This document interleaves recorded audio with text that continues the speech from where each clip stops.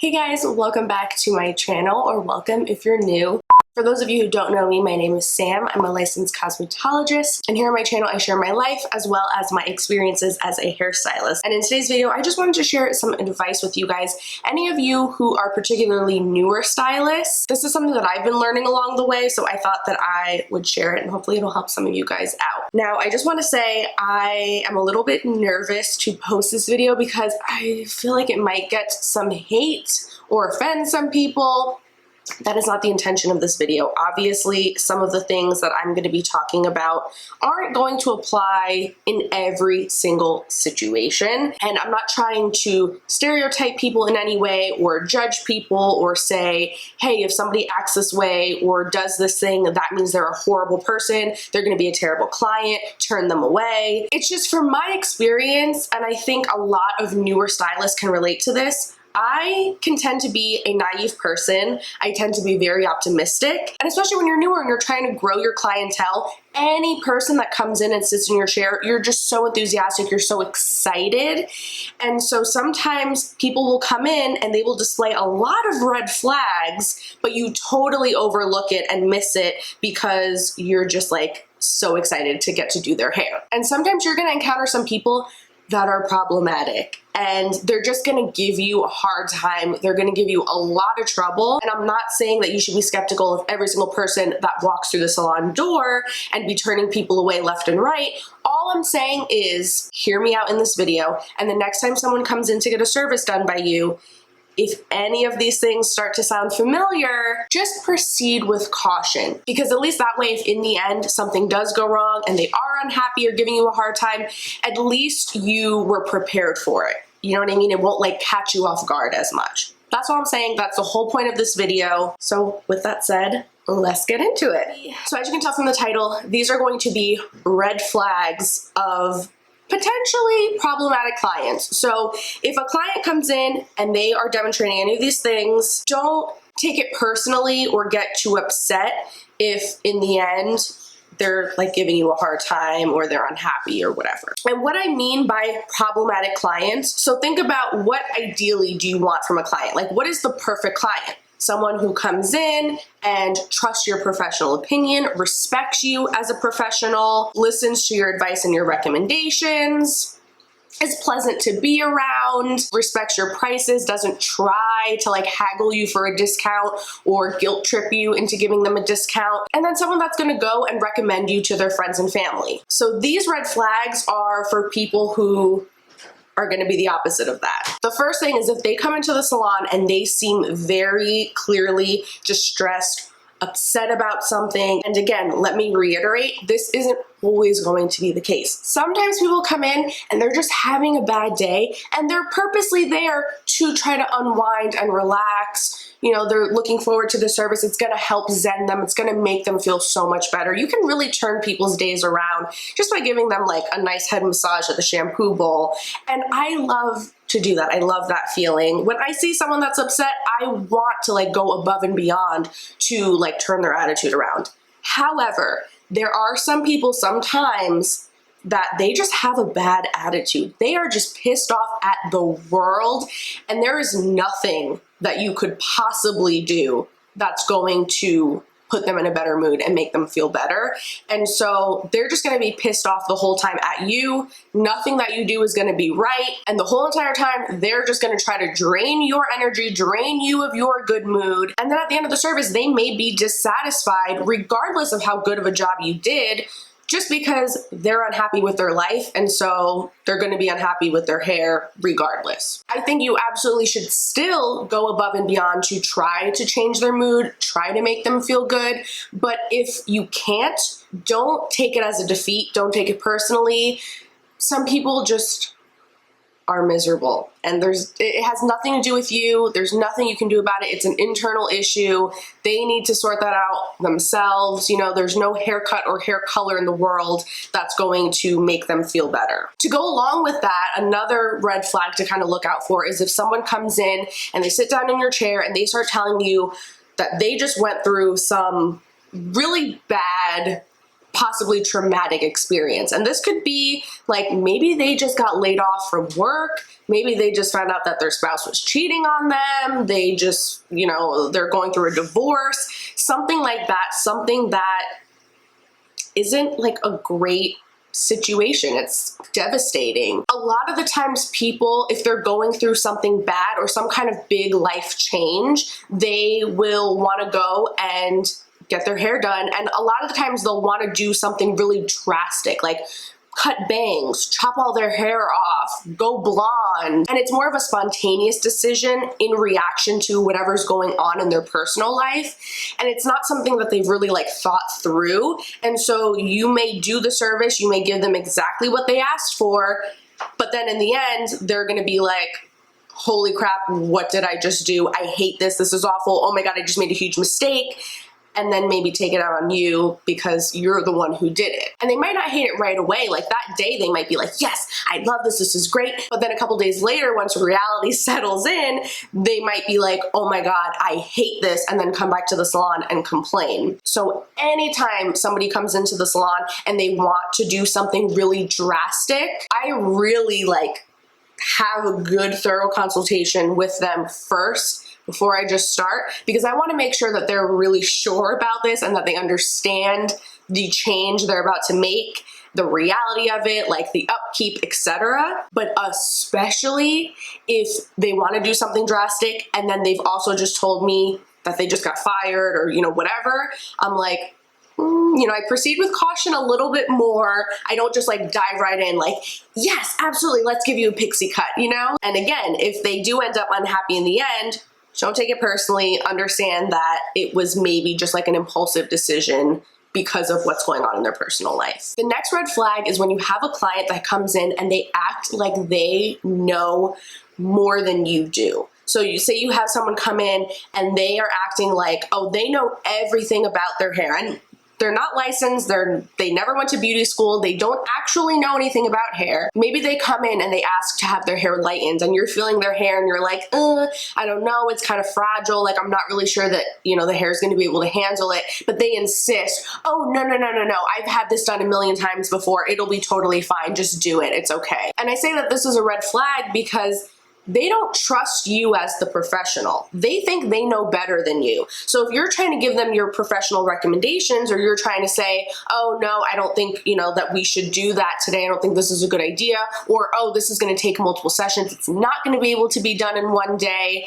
They're going to question you. They're going to think that you're wrong or that you're lying or that you don't know what you're talking about. You don't know what you're doing. And so not only are they probably going to be unhappy in the end and be complaining, but also like the stress of them just like nagging you and bitching the whole entire time you're doing their hair, that is so annoying. Like there's a difference between somebody who's genuinely interested in hair and who knows a little bit and just wants to know what you're doing and just has questions and wants to understand the process, and then somebody who thinks that they know everything. And if somebody is really giving you a hard time and they're like insisting that you do something that you don't feel comfortable doing, or they're trying to tell you that something's possible when you know based on your training that it isn't, you can just suggest that they maybe go find another stylist. Like, don't let them bully you into doing something you don't feel comfortable doing. If, say, you do end up messing up their hair, you're going to be the one at fault in the end. The next red flag is if you have a client that comes in and they are constantly questioning you about your age and your experience. This happened to me a lot in the very beginning. I think also I look a little bit younger than I actually am. Oftentimes I find that it's older women who do this. I don't mean to like stereotype or generalize, but from my experience, that's how it's been. And they'll come in and they will kind of look at you and they'll see that you look a little bit younger and they just immediately have all of these doubts. And they'll start asking me, so how old are you? How long have you been doing hair? How long have you been working here for? And you know what? Sometimes people will ask you these questions because they're genuinely curious, but you can tell usually. Like there's a difference between, oh, so how long have you been doing hair for?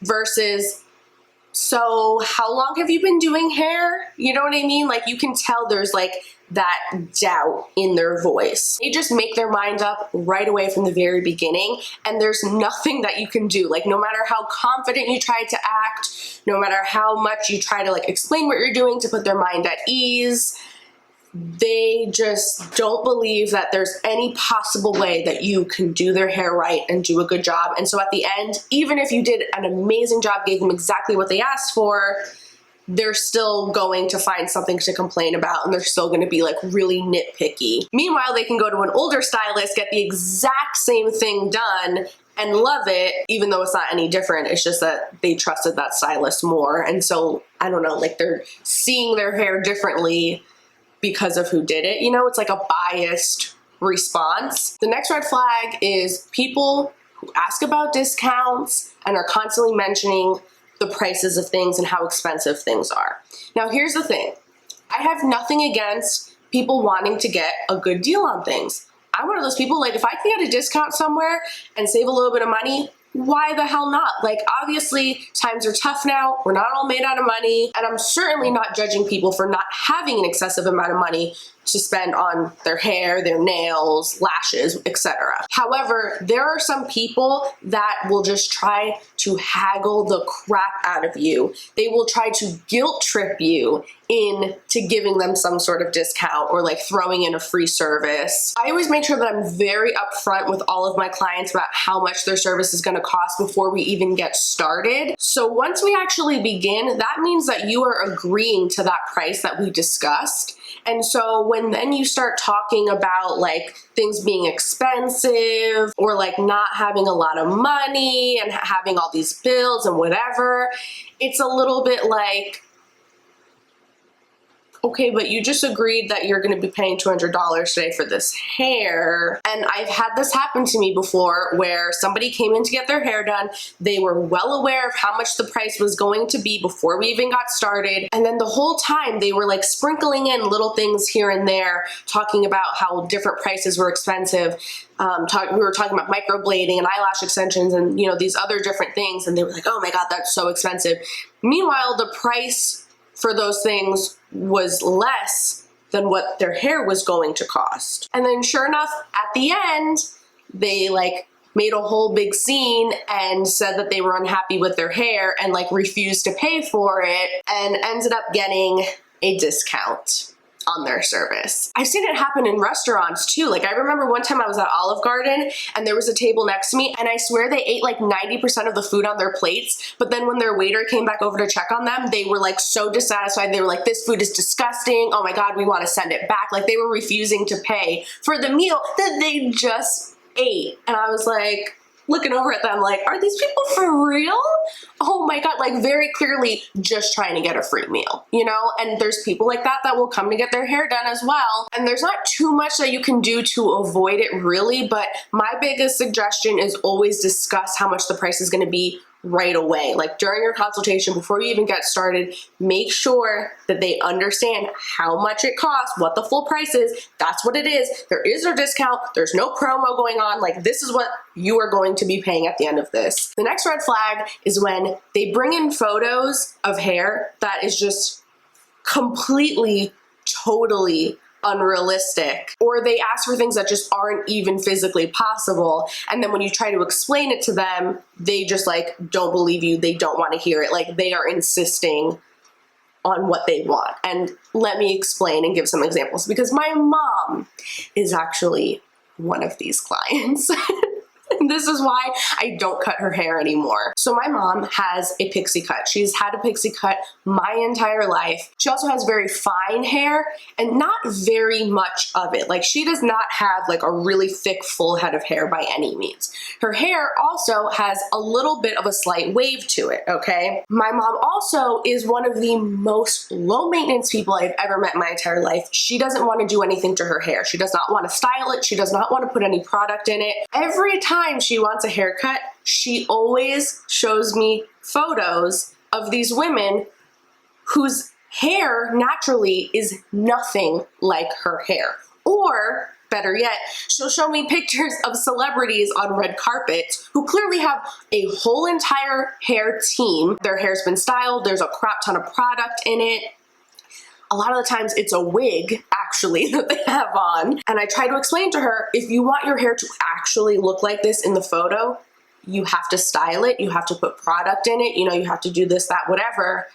She like wants her hair to look like the hair in these pictures without having to do a single thing to it. And sometimes that's just not realistic. Like, you have to kind of work with what you have going on naturally if you're not willing to put in the extra effort and time. So no matter what, anytime I would cut her hair, anytime she would go somewhere else to another stylist to get her hair cut, she is never satisfied with her hair because she's always looking at these pictures of women with hair that is not realistic for her. It's nothing like what her actual hair is like. I did a story time video actually where this woman came in with her baby who was like maybe a year old. She had like 5 hairs on her head. Like, there was barely anything there at all. And she was telling me that she wanted me to give her daughter a more feminine haircut.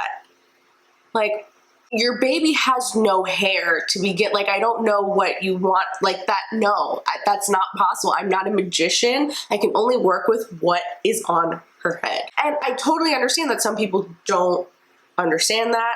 That's absolutely fine. But when you try to explain it to them, if they're like not getting it or they're refusing to listen to you, that's a problem, because they're gonna be like my mom, who is never satisfied, and you know, you can't make them happy because what they're asking for is not possible. And then the last red flag, this is a huge one. When you get a client who books an appointment with you and they tell you how they have been to all of these different salons in the area and just no one can seem to get their hair right. I used to be very naive to this. When somebody would say that to me, I'd look at it as a challenge, like, yes, challenge accepted. I'm gonna be that one hairstylist that's gonna actually listen to you. I'm gonna give you exactly what you want. You're gonna love me. This is gonna be great. I'm gonna be the right fit for you. And you know what? Sometimes, rarely, that can be the case. Maybe they really do have the worst luck in the world and they just haven't been able to find the right hairstylist. And sometimes somebody will sit down and you can visibly see that like maybe their haircut is really jacked up, or maybe their color isn't looking too good. It's kind of like streaky.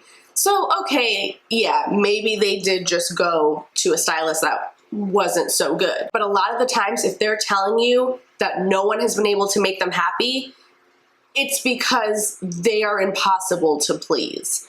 Maybe they're just a super, super picky person. Maybe they're like what I just mentioned and they are always asking for things that are unrealistic. You know, they want something that's not possible for their head of hair. Maybe they have like some internal stuff going on. Like maybe they're just unhappy with themselves and so nothing can ever possibly make them happy. Or maybe they're just a salon hopper. Like some people are just like that. They just don't like to commit to any one person.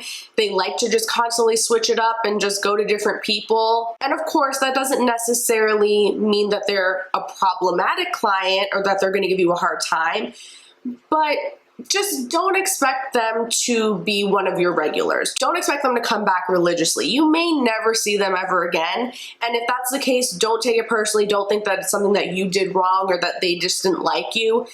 You know, it could just be that that's how they are. So that's gonna be it for this video. Those are all of the red flags to look out for if you're a hairstylist or anyone that's in the beauty industry. Let me know if any of the stuff that I talked about resonated with you at all. If you have any stories, I would love to hear them. And let me know if you have any other red flags that we could add to this list. If you like this video and you would like to see more hairstylist advice videos, please give it a thumbs up. It helps me out a lot with this YouTube algorithm. Also, make sure you're subscribed to my channel if you aren't already, and I will see you guys in the next one. Bye.